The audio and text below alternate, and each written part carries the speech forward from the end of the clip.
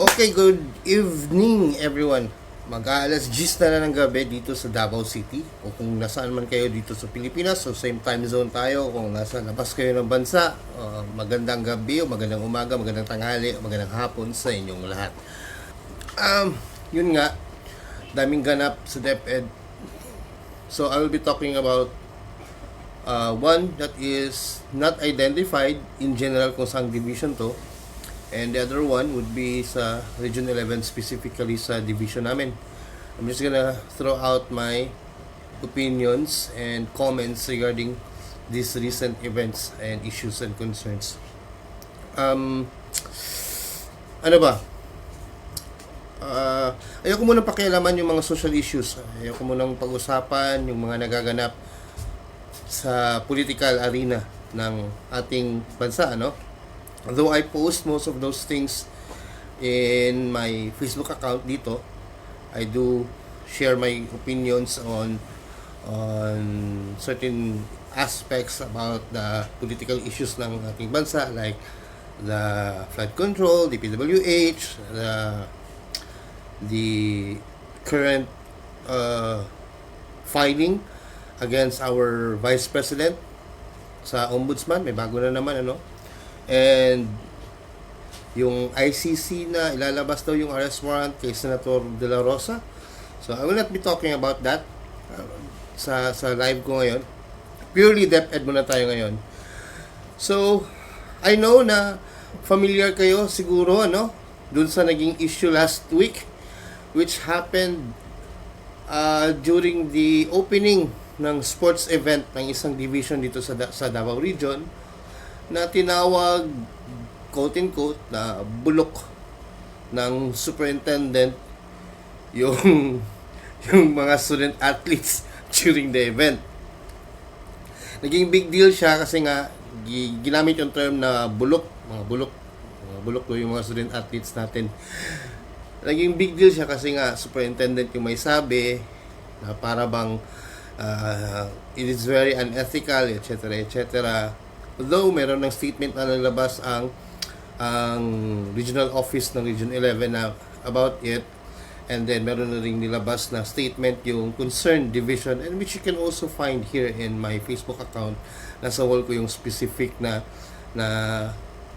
statement ng division, ano, regarding dun sa sinabi ng superintendent. Shout out daw kay Ma'am Karen from Davao City National High School. So as I was saying, do I know the superintendent? I've met her twice. First time was sa division, when I was still in the division's office sa Davao City. The second time was dito na sa Davao, sa school na where I am assigned, nung nag-benchmarking sila sa special science education ng school namin. So shout out sa mga kaguro ng Santa Ana Central Elementary School. So I still have our pictures nung bumisita sila sa school namin, ano. Kasama niyang iba't ibang mga DepEd personnel and division superintendents din at that time. That was around 2 years ago. So I know her personally, not in that particular level to comment on her professional or personal behavior or attitude towards the agency. But I've heard a lot of things about her. There are some good and some bad, but to weigh it all, in fairness naman sa kanya, to weigh all of the things that I've heard about her, mas marami naman yung maganda. So I cannot really say na we should be very critical about what she said, which was naging viral na naman yung comment ng isang professor sa previous school ko sa college, ano. Yung professor na ito was my professor in college sa Philo 101, if I'm not mistaken. Logic na subject ko sa Philo.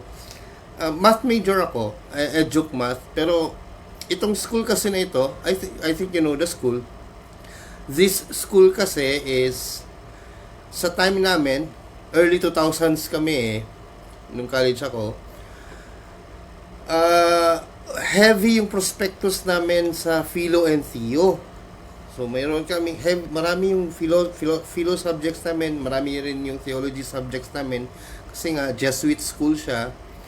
So, kahit na yung course ko was Educ Math, secondary education sa mathematics, heavy yung yung Philo and Theo na subjects. And he was one of my professors in Philo, sa Philo 101, kung hindi ako nagkakamali. Logic yun siya na subject, ano? So, si Sir ba, who is he to talk against the SDS? So, to background lang, you can Google search him naman. He's a prominent figure din sa field of academe. International speaker din siya. Also has a doctorate degree. Magaling din talaga si Sir. Pero siguro yung last remark lang niya, asking Secretary Sani Angara na tanggalin si SDS, is way out of the line. Napasobra naman.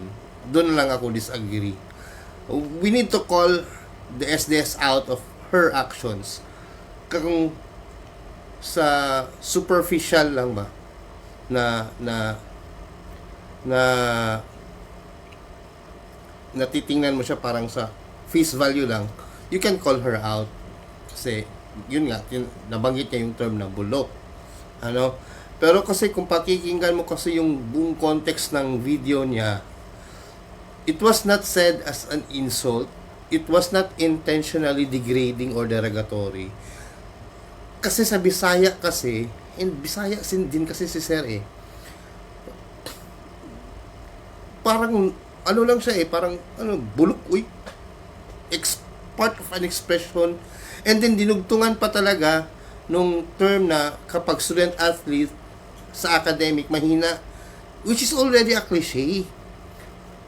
Common na cliche na yun siya, na parang, sa sports, na hawad, kibugo, na sa classroom.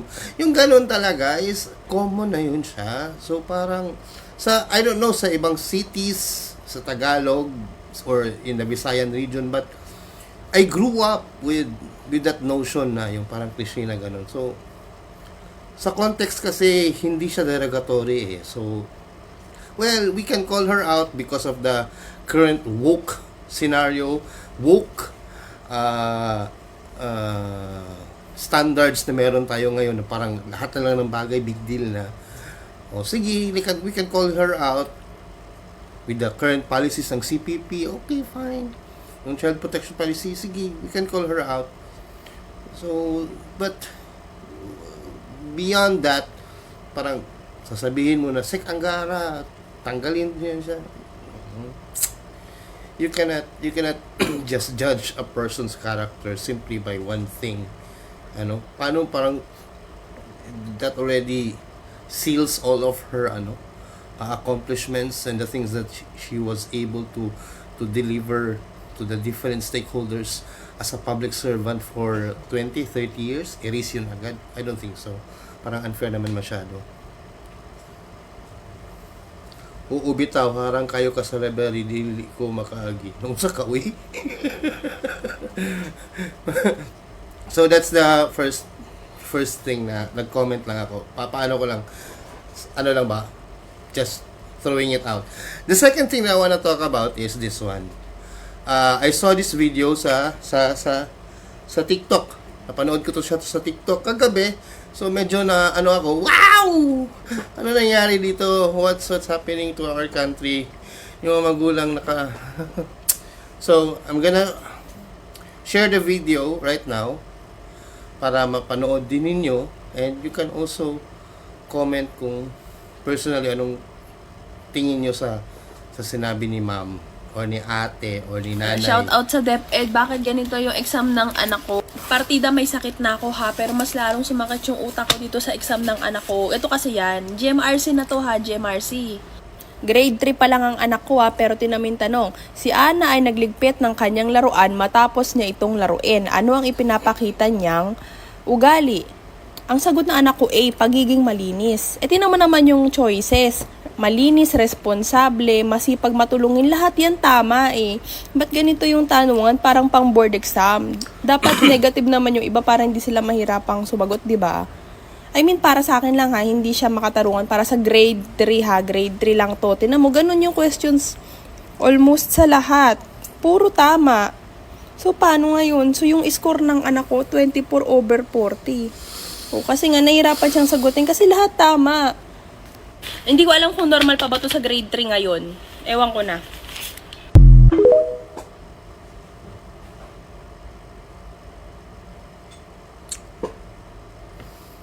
So, yun nga, yun yung video, ano. I don't know if you've seen this video. Pero kagabi ko lang to napanood. I think this video was published during the periodical exam for the second quarter.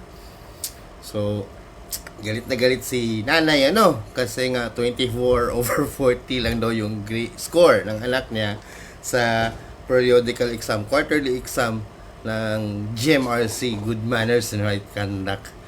So syempre, galit na galit siya kasi bakit ganon? Ito yung context ng tanong niya eh. First, bakit ganon yung tanong?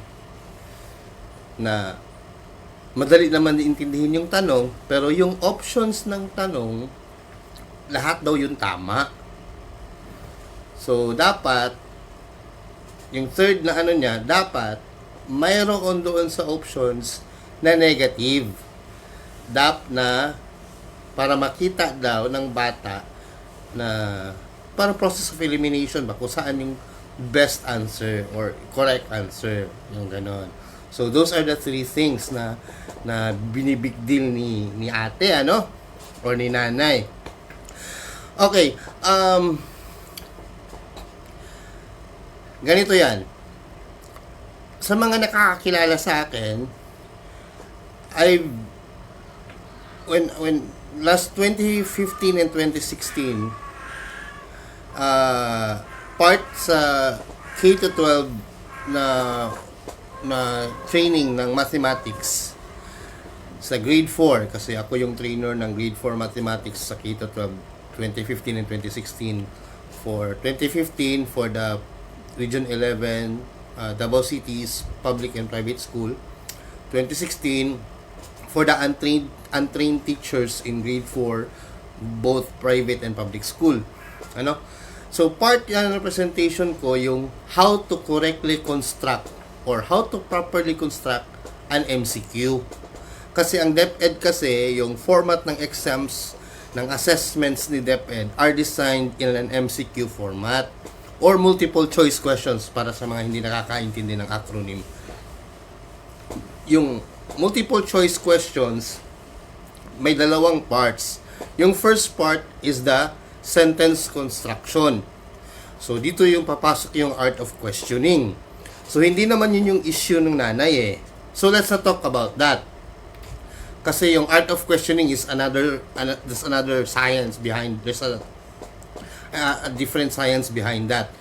So, let's not talk about that. Yung question ni ma'am is yung sa options, yung A to D. So, sa MCQ, meron tayong MCI. So, of course, maintindihan na natin what's an MCI, multiple choice items. Itong multiple choice items kasi, during the test construction itself, nanay, kung mapapanood mo itong video ko or kung sino man nanonood sa inyo, itag nyo si nanay. I-explain ko kay nanay ngayon.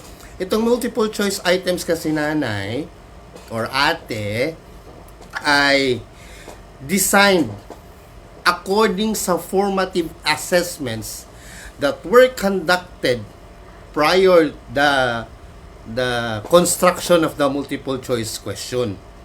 Ano pong ibig sabihin nun? Ibig sabihin nun, ideally, that I will assume na with all things being equal, ceteris paribus, and na ito yung finalo nung test constructor or test creator, test writer, ha? It is presumed that all of those multiple choice items were the common items that were answered by the learners during the formative and evaluative assessments prior the quarterly assessment. Ibig po sabihin nun, noong yung tanong na yun ay itinanong ng teacher, ng guro, during the class discussions, during the formative assessments, nagpapa-quiz siya, nagpapa-activity siya, yung essence ng tanong na yun ay binibigay niya sa mga bata niya hanggang sa nagpa-quiz siya na ginagraduhan na niya, meaning evaluative assessment na, common yung apat na yun ang pinaka-common na sagot ng mga bata. Kaya po yun siya naging distractor. Yung tatlo.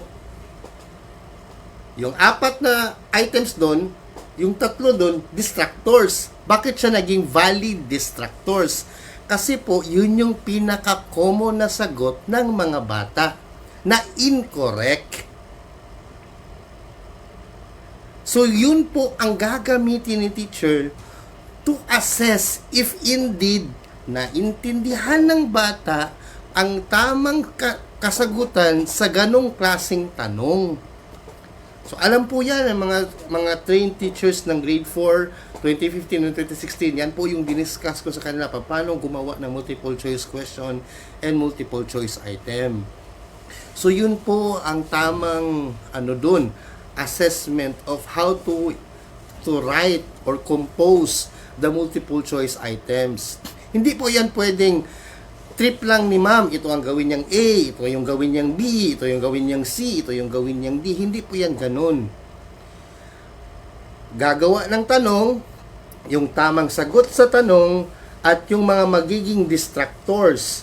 Yung distractors po ay magmumula sa pinaka-common na sagot ng mga bata sa tanong na hindi tama. O, yun po yung paraan doon. So, judging from the multiple items that were written during the assessment doon sa pinakita po ninyo, yung tatlo po doon ang pinaka-common na sagot ng mga bata na hindi tumutugmang kasagutan sa katanungan. So, kahit sabihin natin na, pareho naman lahat, tama naman eh. Yes, in one way or another, it may seem like it is correct. But, the truth of the matter is, it is not. Hindi kay porket parang tama siya, tama talaga. At kung ang lahat naman ng maaaring kasagutan ay tama, doon sa tanong na ginawa ng ating guro, sa DepEd po kasi, choose the best answer. Kahit po sa LET, choose the best answer. So, pasok tayo dun sa question ng nanay. Ano ba yan? Parang board exam na yung mga katanungan. Kailan po pala natin ititrain yung mga bata? Kapag college na sila, mabibigla na lang sila na ganung klase yung katanungan pagdating sa college. So, isn't it too late already? Hindi ba't mas mabuting dahan-dahan nating i-improve ang kasanayan ng mga kabataan at a young age na ganito ang maaaring katanungan na masasalamuha ninyo kapag lumaki na kayo, habang tumatanda kayo, habang tumataas ang level, ang antas na inyong pag-aaral. Ganitong mga klase ng katanungan, ang construction niya, ang makakasagupa, makakaharap ninyo. Hindi ba too late na kung dun pa? Tapos sasabihin natin, may tudluan na. Hindi naman kami tinuruan ng ganyan. Hindi naman kami na-train sa ganyan. Tapos biglain nyo kami sa ganun. So, sino na naman ang mabiblame? Si teacher na naman kasi hindi niya tininain yung bata sa ganun klaseng environment ng structures ng mga questions. So, parati na lang nabiblame si teacher. Kapag maganda yung ginawa ni teacher kasi merong hindi sumasang-ayon, biblame pa rin si teacher. So, ano ba yan? Wala nang gagawing tama si teacher. Kawawa naman si teacher. So, I hope maintindihan ng nanay, no? Kung bakit ganun yun. There's a whole science behind multiple choice questions and multiple choice answers, items, and how to construct it. So, hindi ko na i-explain ng buo, ng malawakan pa kung ano yan. Basta yun yung pinaka-gist. Meron pa sa test construction, yung TOS. Those are other aspects. But in general, yung pwedeng sumagot sa katanungan ni ma'am, yun po yun. There are, if the question is valid, there's a correct answer for the question. The distractors must be valid based on the common answers that were provided by the students during the formative and evaluative assessments prior the quarterly assessment. Yun po yung pinakamagandang distractor pagdating sa quarterly assessment. Ano? So, yun nga. Shout out sa DepEd, bakit ganito yung exam ng anak ko? Partida may sakit na ako ha, pero mas lalong sumakit yung utak ko dito sa exam ng anak ko. Ito kasi yan, GMRC na to ha, GMRC. Oh, yay. So, yun nga. Shout out daw sa kay DepEd. So, in behalf of DepEd, ma'am, and in behalf of all other K-12 trainers siguro ng K-12, sana po nasagot ko po yung naging yung concern ninyo, ano. So, another thing na naging issue naman sa DepEd dito sa Region 11 is yung sa nangyari sa isang high school dito sa amin, na pinadalhan sila ng summon letter from the barangay. Nakakatuwa din talaga, yung makakatanggap ka na lang bigla ng summon letter. So, yung laman ng summon letter, I don't know if you can read it, but allow me to read it. It came from barangay here in Davao City on matters of vital importance in which you are concerned. Mali pa ang grammar ni Kuya. You are hereby requested to appear before me at the office of Barangay Council for the Protection of Children or BCPC. So, maghaharap-harap daw sila, parang inireklamo nung nanay, nung magulang, yung teacher. According sa balita, sabi sa balita, dahil daw sa 29 yung grado ng bata. So, yun daw yung nirereklamo ng guardian. And because of that, pinabarangay niya. Yun yung sabi sa balita, ha? Of course, may naging tugon naman yung ating, yun siya. Yung aming school's division superintendent, nagbigay naman ng kasagutan niya, sabi ni SDS, na ito yung sagot ng aming SDS, na complaints filed by parents against teachers shall be submitted to the appropriate DepEd office either at the school or the school's division's office as jurisdiction over such matters properly belongs to the Department of Education. The filing of complaints in barangay is not within the proper jurisdiction. When the matter involves DepEd personnel in the performance of official duties, such cases shall be handled in accordance with existing DepEd orders and or civil service rules. So, yun yung sagot ng ng aming superintendent, and this is publicly posted naman kasi. So, in summary, ang sagot ng aming SDS is dapat ang ginawa ng magulang or ng guardian, nagreklamo siya or sinangguni niya ito sa school na concerned, and then if hindi siya satisfied with the response of the school, sa division's office, sa office ng aming superintendent, and he or she will be addressed properly to the proper channel and the proper personnel who will handle it personally. So, yun yung sagot ng aming superintendent. Which is actually the most appropriate way. Proper channel naman talaga. Yung parang SOP ba? Standard operating procedure. Yung DepEd Region 11 naman ay sumagot din yung ating spokesperson ng Region 11 na si Sir Atilio. Sabi niya po ay panawagan sa mga barangay councils. So, this one is directed to our barangay offices. Matters like this shall be resolved not through the barangay but through the DepEd grievance processes. Angayang, sorry, yung Bisaya ko. Angayang masayod ang barangay sa limitasyon. Kamu sa inyo, kami sa DepEd. Kumbaga, which means nararapat na ma-inform, nararapat na ma-aware. Yun. Nararapat na maging aware ang mga barangay sa limitations na yung sa inyo, sa inyo. Yung sa amin sa DepEd, concern namin sa DepEd.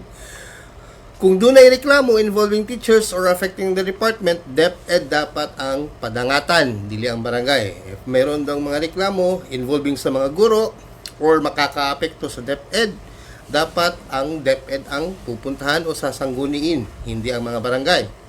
Nilapas na sa insaktong proseso ang barangay ani, lumagpas na sa tamang proseso ang mga barangay sa ganito. Dapat gipasa sa barangay kining reklamuha ngadto sa DepEd kay sa tinuod lang dili man gihapon sila makaresolba ini. Which means dapat daw isinangguni ng barangay papunta o patungo sa DepEd ang reklamong ito dahil sa totoo lang daw hindi naman din ito mareresolba ng barangay council or barangay office. Okay. May punto naman din yung mga sinabi ng ating superintendent at ng ating spokesperson ng Regional Office 11. Pero kahit ganun pa man, ay nagpalabas pa rin ng panibagong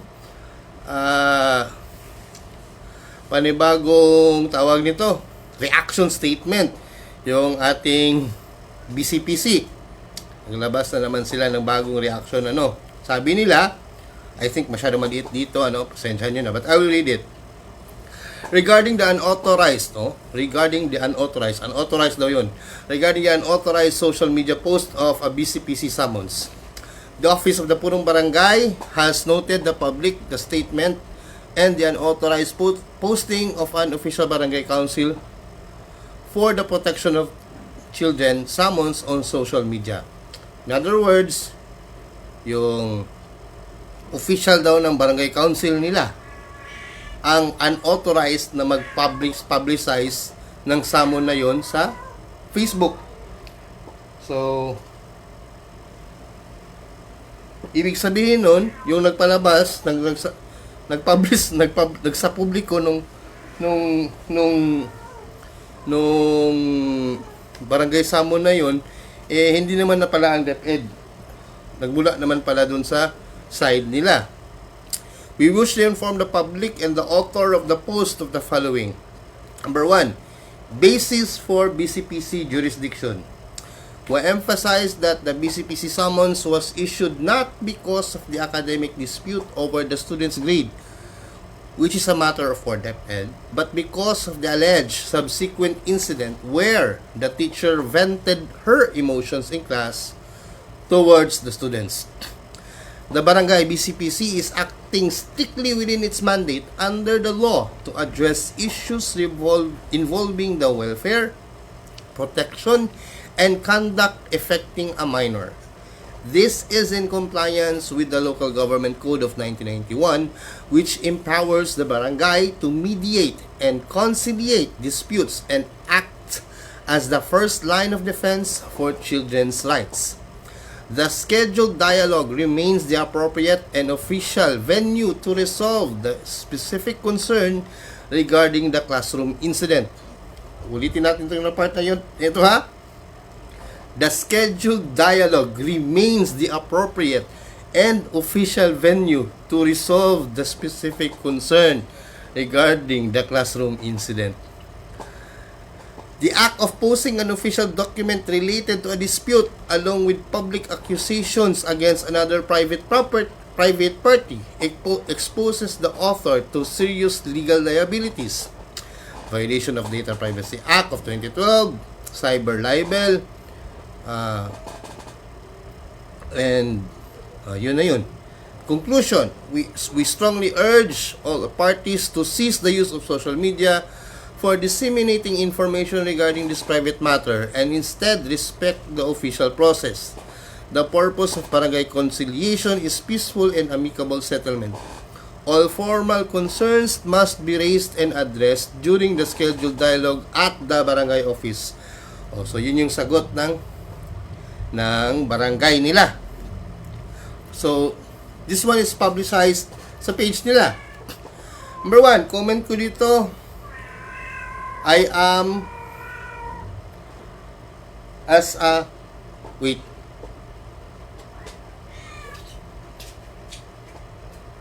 DepEd personnel, so aware naman po ako sa mga do's and don'ts ng ng agency namin, hanggang saan lang din kami.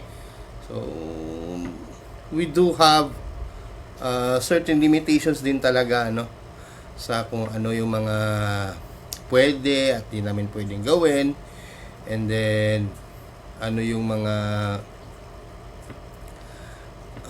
tawag nito, who are the certain agencies that are can be directly or indirectly involved to us. So aware naman kami doon. Second matter is, kasi sa loob ng statement nila, sinasabi nila na yung may mali dito is yung nag-publicize ng official summon. I believe hindi naman ang DepEd ang nag-publicize nito. Sabi nga nila dun sa statement nila, the unauthorized posting of an official barangay council.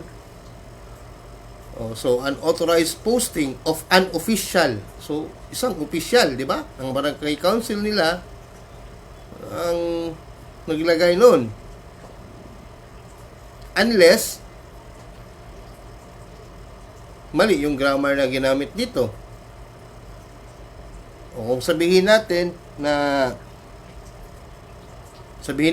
yung nag-publicize nun, o sige, sabihin na lang natin na DepEd yung nag-publicize, yung teacher or yung school na involved. Kung makikita din kasi natin yung pinablicize, ito yung pinablicize kasi yung pinablicize naman din kasi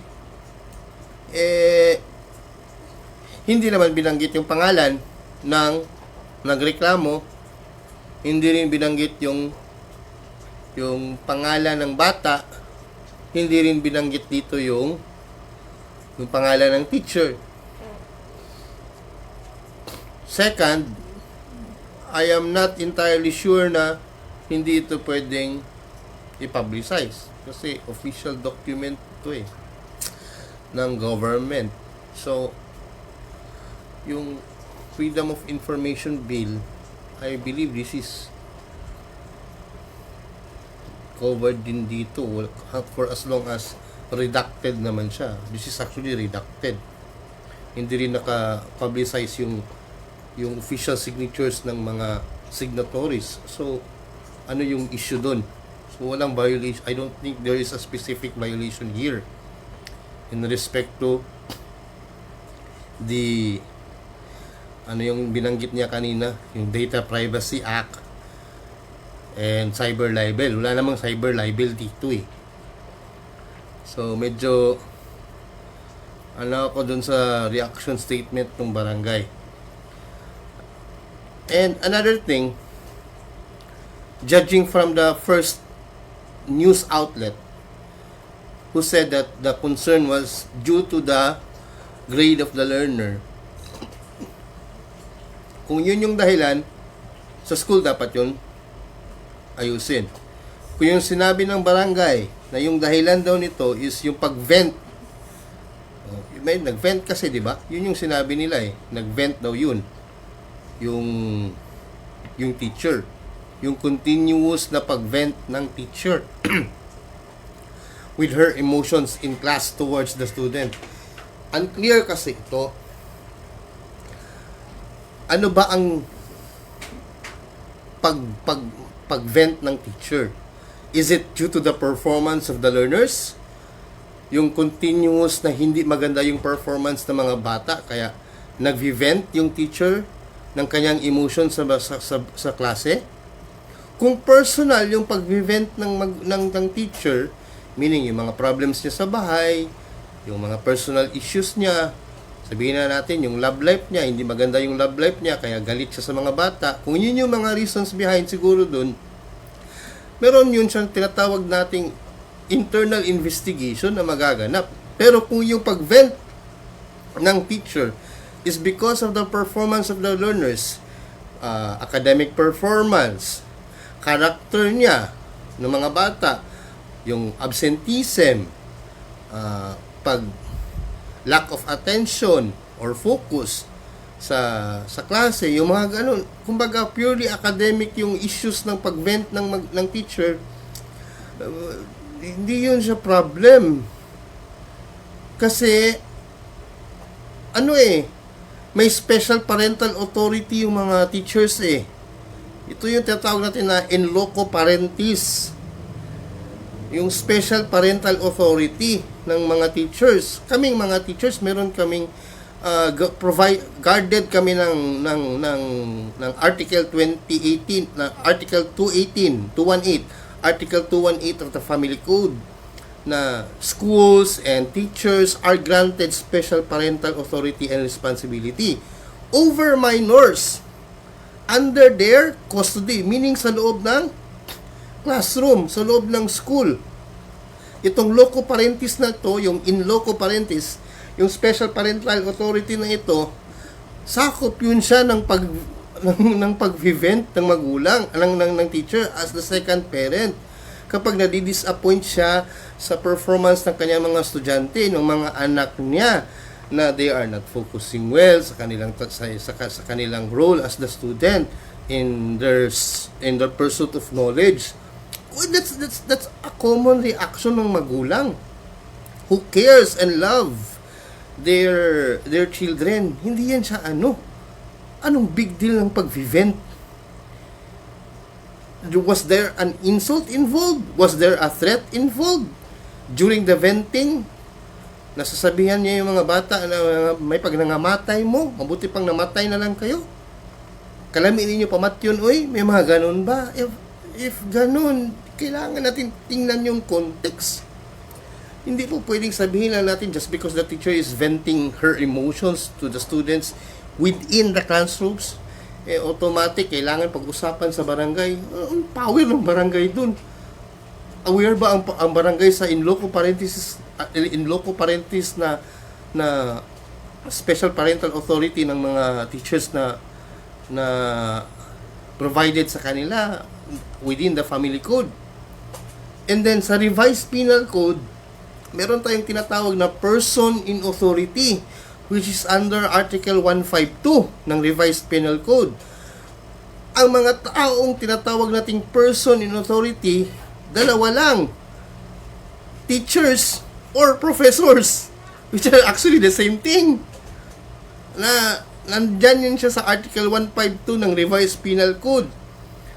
Na persons in authority, ibig sabihin kami yung may otoridad over these specific minors. Yung scope ng aming authority over them. Pero alam naman namin na mayroong limitations yung authority na ito. Bawal kaming mag-assault or mang-insulto or mang-abuso ng mga bata. And even sa loob ng scope ng persons of authority, kahit magulang, pwede na kami pa rin yung persons in authority kapag nasa loob kasi ng school during the tawag nito, during our official hours. So napakalawak ng sakop ng persons of in authority na ito, no? So, and malaki din ang penalty against violation of Article 152 against the persons in authority. Napalaki din po ang ano niyan. So, again, I really believe na dapat i-reconsider ng barangay yung power na gusto niyang tawag dito, gusto niyang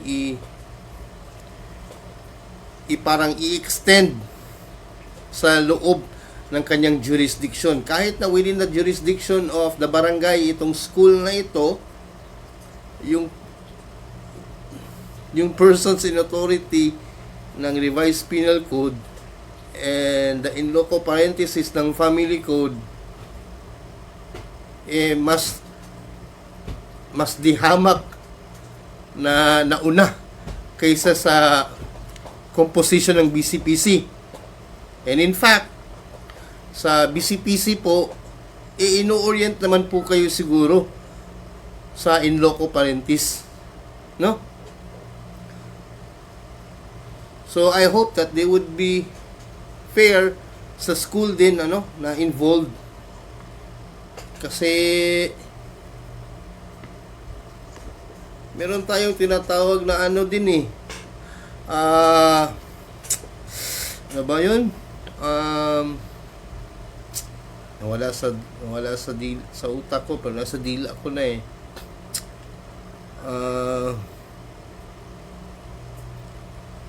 assumption of regularity. Ayun. Meron tayong tinatawag na assumption of regularity, na let us not think negatively against our noblest profession. Pumayag kayo, mag-disagree man kayo, mag-agree man kayo sa hindi, wala na pong profession that is more noble than being a teacher. Kaya nga po, sa teachers nyo, ibinibigay ang responsibilidad ng pag-secure ng boto nyo during election Kasi nga, they are considered the noblest of all professions, yung mga guro. Tapos iisipin nyo na mga abuso agad-agad yung mga teachers. Hindi po. May mga incidents na lumalagpas o nagkakaroon ng mga instances wherein may mga guro na nakakalimot minsan, nadadala ng kanilang emosyon, na nakakasakit ng kanilang mga estudyante. May mga gano'n naman talaga, hindi naman namin ikinakaila yun. May mga teachers din na nakakasuhan, and so on and so forth. Alam naman namin na mayroong gano'n. Pero in general, more than 90% of our teachers here in the Philippines, especially here in the Philippines, are not like that. Hindi po kami membro ng ACT teachers na nagwiwilga sa kalsada. So, I hope na yung presumption of regularity, let us not forget that these are the door gatekeepers of the future of our children. Ulit-ulitin ko to pong sinasabi sa lahat. Ever since 2017, ito na po yung sinasabi kong mantra, na kung ang kabataan ang pag-asa ng ating bayan, ang mga guro ang pag-asa ng ating kabataan. Huwag po tayong mag-isip ng masama sa ating mga guro. So I do hope na ma-resolve ito. And in my opinion, I think kasi na-involve yung barangay And I admit na kailangan nga talagang aksyonan yun ng barangay. Kasi sumangguni din sa kanila I just thought that it would have been proper if the barangay would have contacted the school. Huwag yung magpadala ng samon. I think it's beyond disrespectful na. Kasi ang idea kasi ng samon para siyang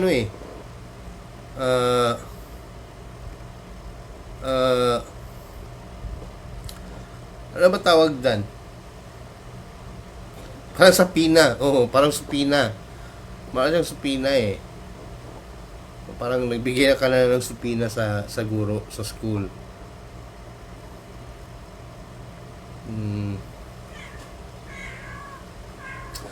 So, yun nga.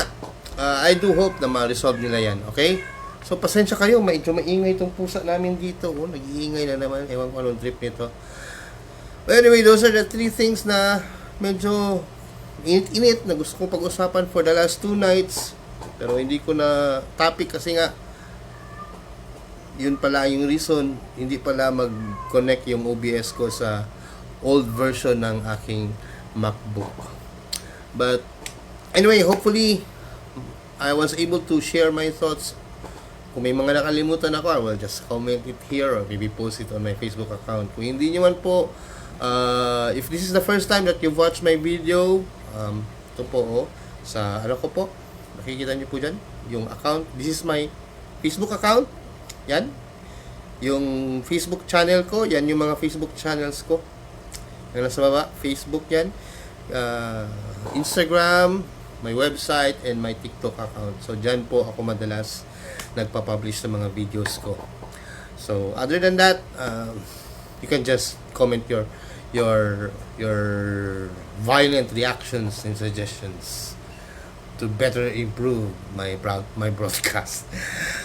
So, hanggang doon lang po. Magandang gabi sa inyong lahat at salamat sa panunood sa ating live broadcast ngayong gabi. Maraming salamat. Weds Bermujulul po. Sir Weds at your service.